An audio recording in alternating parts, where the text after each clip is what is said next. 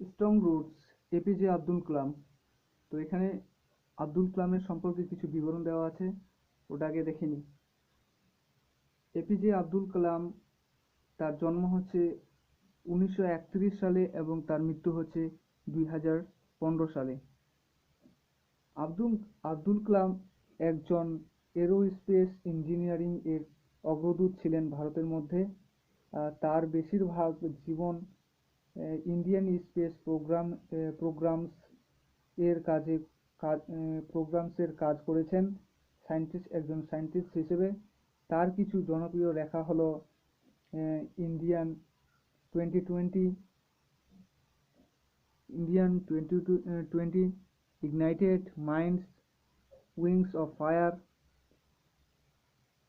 তিনি ভারতের 11তম প্রেসিডেন্ট ছিলেন 2002 থেকে 2007 পর্যন্ত। আর নিচেরটাতে যেটা আছে এটা হচ্ছে এই গল্পটা সম্পর্কে কিছু বিবরণ। তো স্ট্রং রুটস, ছোটবেলা, এই এই যে আব্দুল কালামের যে স্ট্রং রুটস লেখাটা, স্ট্রং রুটস ছোট গল্পটি ডক্টর কালামের অটোবায়োগ্রাফি উইংস অফ ফায়ার থেকে নেওয়া হয়েছে। এই গল্পে ডক্টর কালাম তার হোমটাউনের ছোটবেলার কথা বলেছেন। গল্পে লেখক তার আনন্দময় ছোটবেলার কথা বলেছেন এবং আধ্যাত্মিকতা কিভাবে ডক্টর কালামের মধ্যে জন্মেছে তার সম্পর্কে তিনি এই ছোট গল্পটিতে বর্ণনা করেছেন। তো চলে যাই আমরা এখন টেক্সটিতে।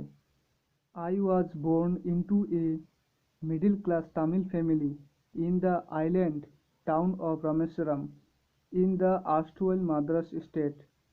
এখানে কবি নিজে বলছেন যে আমি একজন তামিলের মিডিল ফ্যামিলিতে জন্মগ্রহণ করেছিলাম, আর যেটা কিনা ছিল একটা আইল্যান্ড রমেশ্বরম শহরে রমেশ্বরম শহরে আর এটা হচ্ছে মাদ্রাসের আগেকার কথা।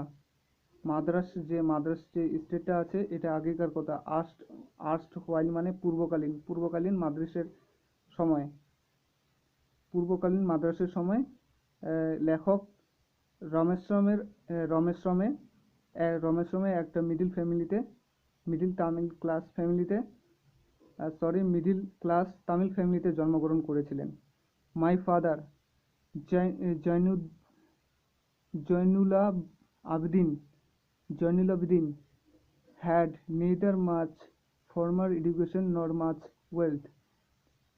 লেখক বলছেন যে আমার বাবা জয়নুল আবেদিন না ছিলেন একদম প্রথাগত শিক্ষিত, না ছিলেন সম্পদবান বা সম্পদশালী। ওয়েলথ মানে হচ্ছে সম্পদ। Despite these disadvantages, he possessed great innate wisdom and a true generosity of spirit. কিন্তু তা আহ, তা সত্ত্বেও বিভিন্ন সুবিধা না থাকা সত্ত্বেও তিনি একজন ভালো হৃদয়ের এবং জ্ঞানী লোক ছিলেন। জেনোসিটি অফ স্পিরিট মানে উদার লোক ছিলেন। He had an ideal helpmate in my mother Ashiamma. আর তিনি ছিলেন একজন হেল্পমেট মানে একজন ভালো সহায়ক। তার সহায়ক যে কিনা কবির মাকে সাহায্য করতেন। হেল্পমেট মানে যেরকম বলি আমরা ক্লাসমেট, তো হেল্পমেট এখানে যে তার সঙ্গীকে বা জীবনসাথীকে তিনি সাহায্য করতেন। আর এখানে লেখকের মায়ের নাম হচ্ছে আসিয়াম্মা। এখানে মায়ের নাম উল্লেখ করেছেন Ashiamma. I don't recall the exact number of people she fed every day, but I am quite certain that far more outsiders ate with us than all the members of our own family put together.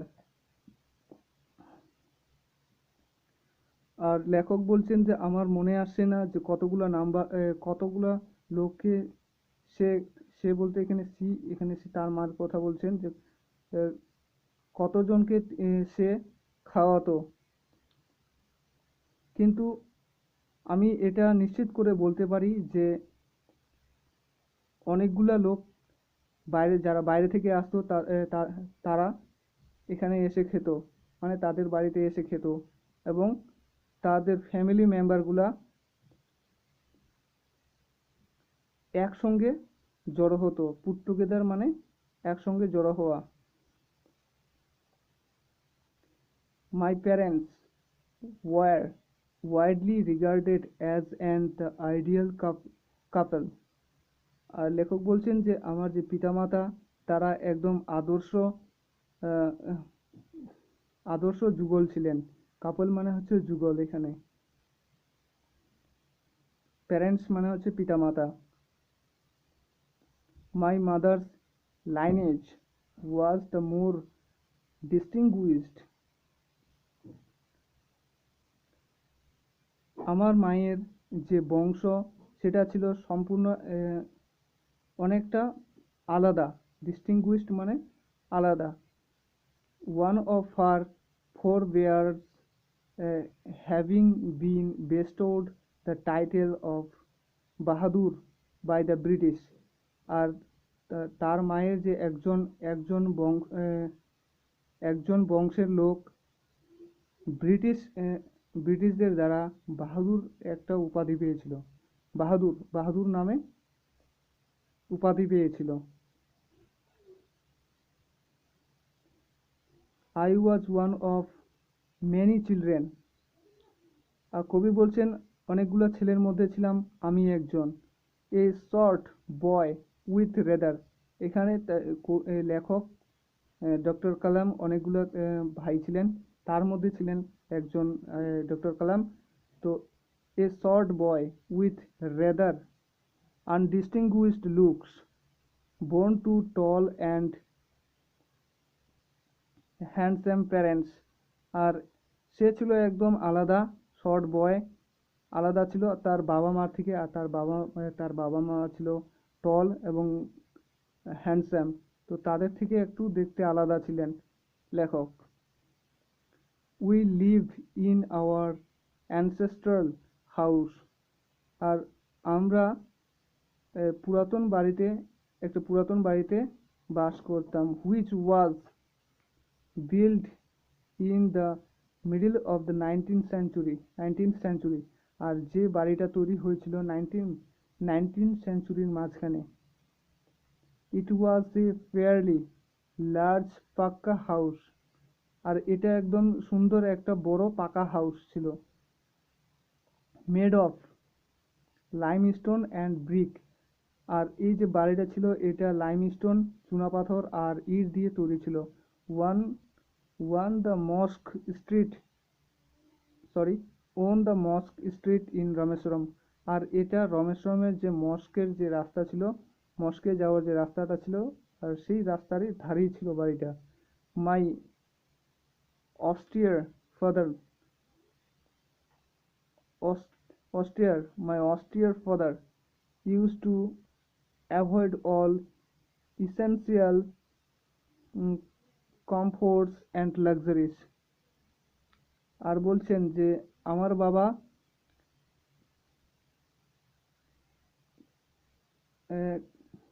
আরামকে তিনি avoid করতেন, তিনি বসে থাকতে পছন্দ করতেন না।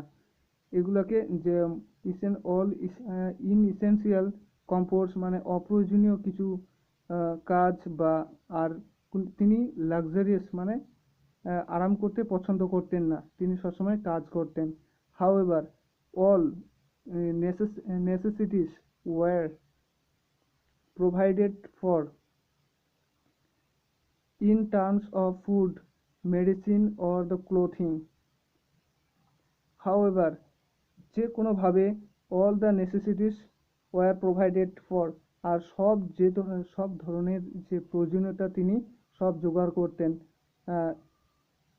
খাবার ফুডের ক্ষেত্রে, ইন টার্মস অফ ফুডের ক্ষেত্রে, ওষুধপাতির ক্ষেত্রে এবং ক্লোথিং বস্ত্রের দিক থেকে, সব দিক থেকে তিনি যত প্রয়োজনীয় জিনিস তিনি প্রোভাইড করতেন। In fact I would say mine was a very secure childhood. কবি বলছেন যে সত্য বলতে আমার যে এ, এ, ছোটবেলার যে জীবন ছিল সেটা খুবই সিকিউর ছিল বা সুরক্ষিত ছিল, মেটেরিয়ালি অ্যান্ড ইমোশনালি, মূর্তভাবে আর ইমোশনালি যে আবেগপূর্ণভাবে, সব দিক থেকেই, শারীরিক দিক থেকে, মেটেরিয়ালি শারীরিক দিক থেকে, আর ইমোশনালি আর মনের দিক থেকে বা আবেগের দিক থেকে, সব দিক দিকেই ভালো ছিল। I normally ate with my mother. আর লেখক বলছেন যে ডক্টর কালাম বলছেন যে আমি সাধারণত আমার মায়ের সঙ্গে খেতাম। Sitting on the floor of the kitchen. আর যে কিচেনের যে ফ্লোরটা আছে, ফ্লোর মানে হচ্ছে মেঝেটাতে যে আছে রান্নাঘরের, কিচেন মানে রান্নাঘর, রান্নাঘরের যে মেঝেটাতে আছে সেখানে বসে তিনি খেতেন তার মায়ের সঙ্গে। She would place a banana leaf before me. আর বলছেন যে তার মা তার সামনে একটা বানানা লিফ, বানানা মানে হচ্ছে কলা, কলার লিফ মানে কলার পাতায় ভাত বা অন্য কিছু খেতেন।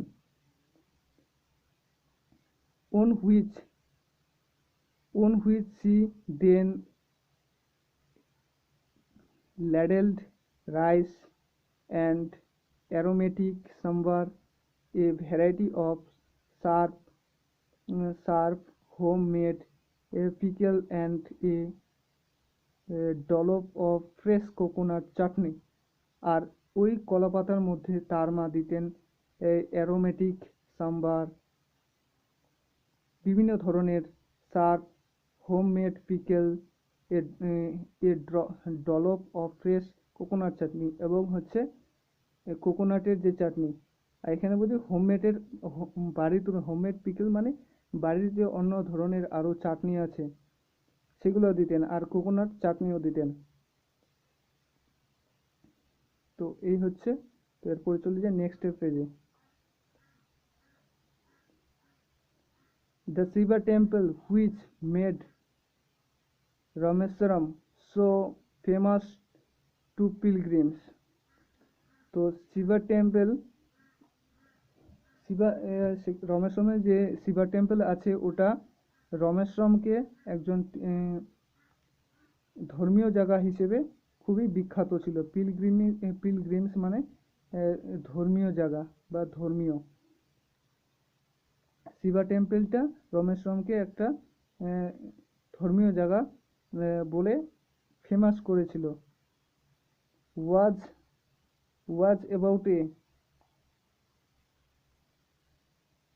শিবা টেম্পল ছিল যেটা কিনা রমেশ্বরমকে একজন ধর্মীয় জায়গা হিসেবে ফেমাস করেছিল। তো was about a 10 minutes walk from our house. আর যে শিবা টেম্পলটা ওটা ডক্টর কালামের বাড়ি থেকে 10 মিনিট দূরে ছিল, 10 মিনিটের রাস্তা ছিল। Our locality was প্রেডোমিনেন্টলি Muslim.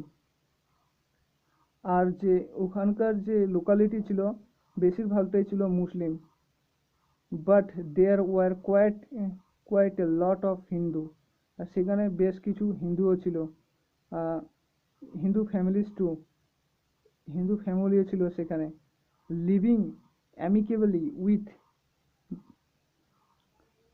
With their Muslim neighbours. এবং তারা উদারভাবে তাদের মুসলিম নেইবার্স প্রতিবেশীদের সঙ্গে বাস করত। There was a very old mosque in our locality. আর সেখানে একটা ওল্ড বা পুরানা একটা মসজিদ ছিল। মস্ক মানে হচ্ছে মসজিদ, আর টেম্পল মানে হচ্ছে মন্দির। মস্ক ইন আওয়ার লোকালিটি, একটা পুরানো মসজিদ ছিল। Where my father would take me for evening prayers. আর যেখানে কিনা আমার বাবা আমাকে ইভিনিং প্রেয়ারের জন্য, সন্ধ্যার যে প্রার্থনা সেটার জন্য নিয়ে যেত। I had know the faintest idea of the meaning of Arabic prayers chanted, আর যেটা অ্যারাবিক মন্ত্র ছিল, অ্যারাবিক প্রেয়ার্স চান্টেড, যেটা অ্যারাবিক যে মন্ত্র ছিল আর সেটা সম্পর্কে লেখকের কোনো আইডিয়া ছিল না। আই ডোন্ট হ্যাড মানে সরি আই হ্যাড নট মানে আমার ছিল না, দ্য ফেন্টেস্ট আইডিয়া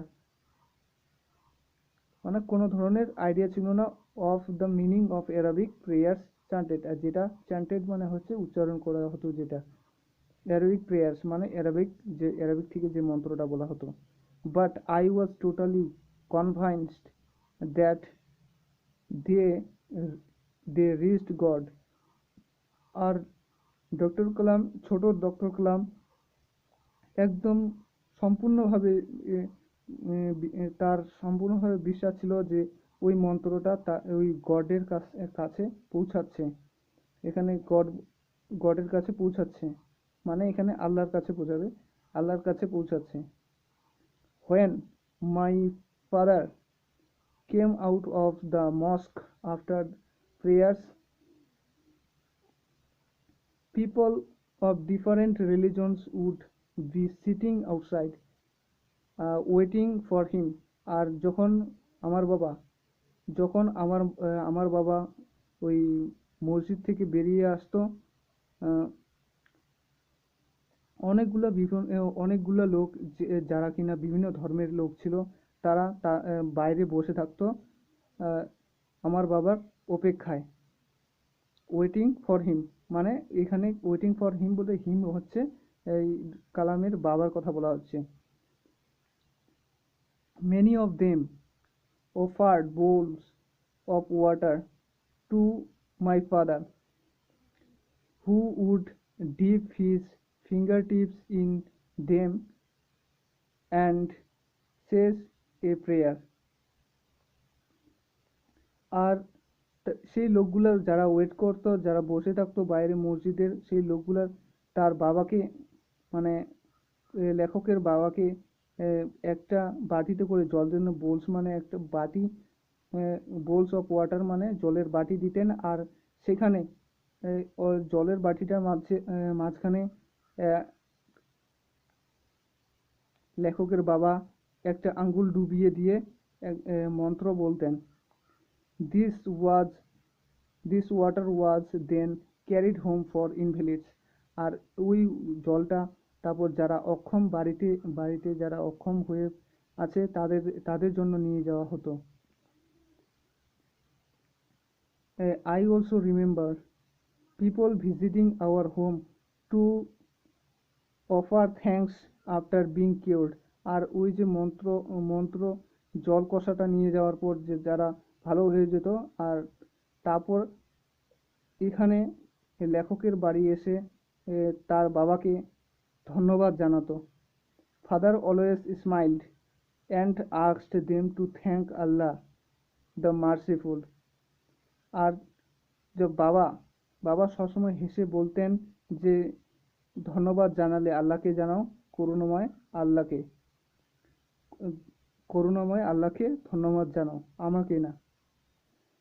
এটা এখন পর্যন্ত, আর বাকিটা নেক্সট ভিডিওতে।